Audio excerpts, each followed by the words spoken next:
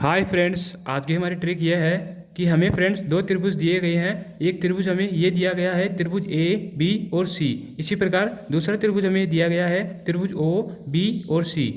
Friends ये जो रेखा है ओ बी, ये फ्रेंड्स इस एंगल बी की बाइसेक्टर है। इसी प्रकार फ्रेंड्स ये जो रेखा है ओ सी, ये friends angle A C B की बाइसेक्टर है। मतलब कि फ्रेंड्स हम देखें हैं तो एंगल जो ए बी ओ है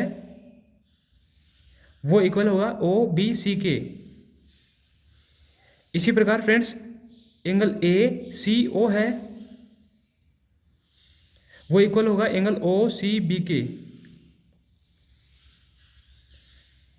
तो फ्रेंड्स इस हिसाब से हमें दो त्रिभुज दिए गए हैं। पहला त्रिभुज ये बड़ा वाला है और दूसरा त्रिभुज ये छोटा वाला है।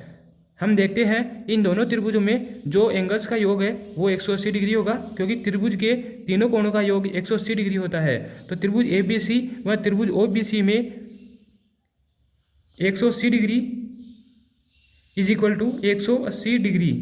तो फ्रेंड्स इस हिसाब से जो बड़े वाला त्रिभुज है इसमें तीन कोण हैं, angle A plus angle B plus angle C. इसी प्रकार ये जो छोटा वाला त्रिभुज है इसमें भी तीन कोण हैं, एंगल ओ प्लस ये जो है बाइसेक्टर है। तो सीधी सी बात है कि जो इस एंगल को बराबर दो भागों में बांटेगी तो हाफ ऑफ एंगल बी, मतलब इस त्रिभुज का जो ये वाला एंगल है तो बिग एंगल का आधा ही तो होगा, प्लस इसी प्रकार जो ये है ये इसका बाइसेक्टर है। तो फ्रेंड्स इस एंगल को बराबर दो भागों में बांटेगी तो हाफ ऑफ एंगल सी।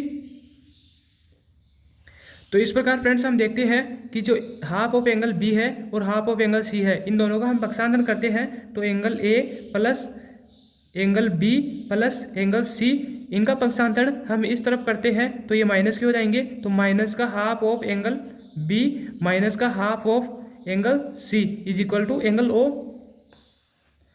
तो इस प्रकार friends angle A plus angle B में से हाफ ऑफ एंगल बी घटाते हैं तो हमारे पास हाफ ऑफ एंगल बी बचता है। इसी प्रकार एंगल सी में से हम एंगल सी का आधा घटाते हैं तो friends half of angle C बचता है is equal to angle O.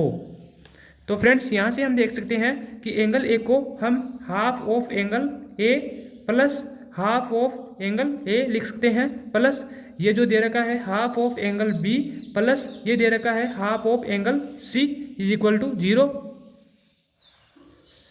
तो फ्रेंड्स हमारे पास आ गया half of angle A plus half of, हमने कॉमन ले लिया तो बच गया हमारे पास angle A plus angle B plus angle C बराबर एंगल ओ।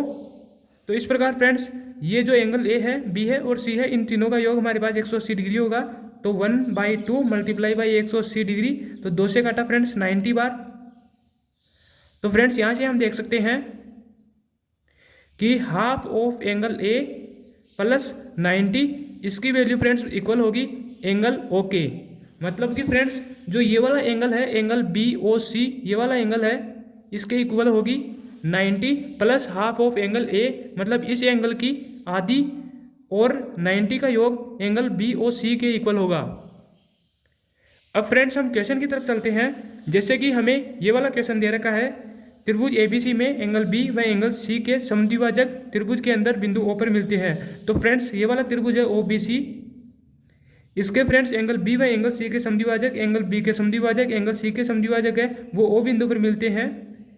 यदि बी ओ सी का मान 122 डिग्री दे रखा है और हमें एंगल ए का मान पूछा है, तो फ्रेंड्स इस एंगल ए का मान हम कैसे निकालेंगे? तो इसी प्रमेय के द्वारा हम देखते हैं 90 plus half of angle A is equal to 122। तो इस प्रकार हाफ ऑफ एंगल ए ये हमें दे रखा फ्रेंड्स 122 डिग्री, तो इसकी वैल्यू हमने रख दी 122 माइनस 90, इसका हमने पक्षांतरण कर दिया तो half of angle A is equal to 122 में से हम 90 घटाते हैं तो 32 आता है। इसी प्रकार angle A is equal to इस हाफ का हम पक्षांतरण करते हैं तो फ्रेंड्स इधर आते ही ये मल्टीप्लाई में हो जाएगा तो 32 मल्टीप्लाई बाई 2 बराबर 64 डिग्री। तो फ्रेंड्स एंगल ए की जो वैल्यू है वो होगी 64 डिग्री। वीडियो अच्छी लगी हो तो लाइक करें, शेयर और सब्सक्राइब जरूर करें। Thank you friends.